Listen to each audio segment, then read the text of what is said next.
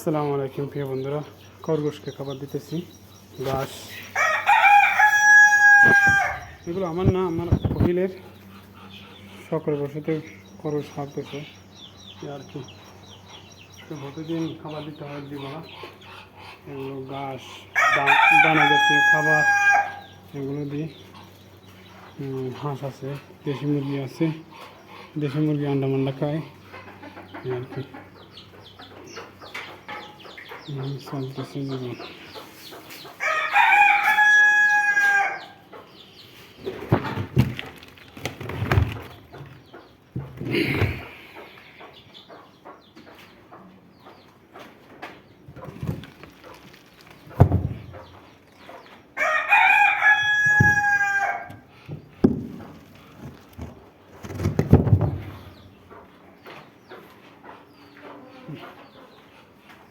বৃষ্টি হয়েছে সেজন্য কাঁচা হয়ে গেছে।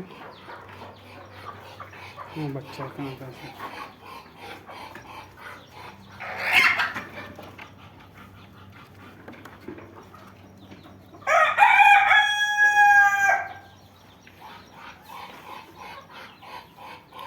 ভালো লাগলে ভিডিওটা একটি ফলো একটু শেয়ার করে দেবেন অবশ্যই।